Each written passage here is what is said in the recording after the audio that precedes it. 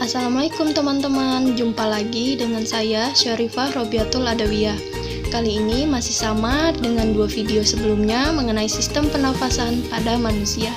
Tetapi yang akan kita bahas kali ini dua pokok bahasan. Yang pertama ada frekuensi pernafasan dan yang kedua volume pernafasan.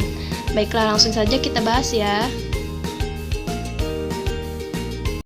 Baiklah, sekarang kita masuk ke frekuensi pernafasan. Faktor yang mempengaruhi frekuensi pernafasan yang pertama, umur. Jika kita perhatikan, bayi mempunyai frekuensi lebih cepat daripada orang dewasa, karena bayi itu masih dalam masa pertumbuhan dan perkembangan, sehingga dia butuh energi yang lebih banyak. Kedua, faktor yang mempengaruhi adalah jenis kelamin. Laki-laki itu memiliki frekuensi pernafasan yang lebih besar dibandingkan dengan perempuan, karena ukuran paru-paru dari laki-laki itu lebih besar daripada paru-paru perempuan. Faktor yang ketiga adalah posisi tubuh. Posisi tubuh dapat mempengaruhi kapasitas paru-paru, sebagai contoh yaitu orang lagi duduk.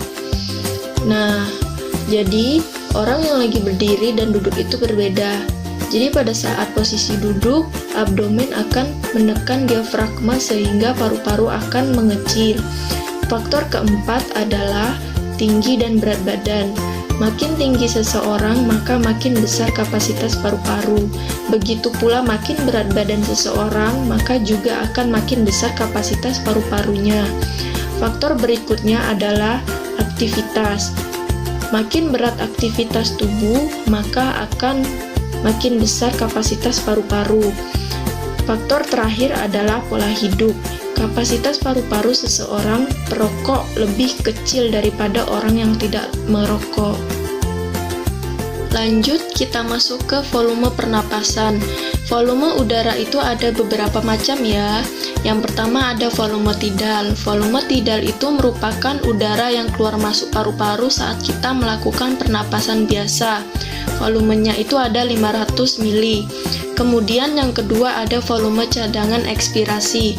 Volume cadangan ekspirasi itu udara yang masih bisa dikeluarkan maksimal dari paru-paru setelah melakukan ekspirasi biasa. Ini volumenya ada 1500 mili. Berikutnya ada cadangan inspirasi. Jumlahnya sama dengan volume cadangan ekspirasi, yaitu 1500 mili. Ini merupakan udara yang masih bisa masuk ke paru-paru setelah melakukan pernapasan biasa. Lanjut, ada volume residu, yakni udara yang masih tersisa di paru-paru walau telah melakukan ekspirasi maksimal dengan volume 1000 mili. Kapasitas vital paru-paru dengan 3500 mili yang merupakan volume tidal ditambah volume cadangan inspirasi ditambah volume cadangan ekspirasi. Dan yang terakhir ada kapasitas total paru-paru dengan volume 4500 mili.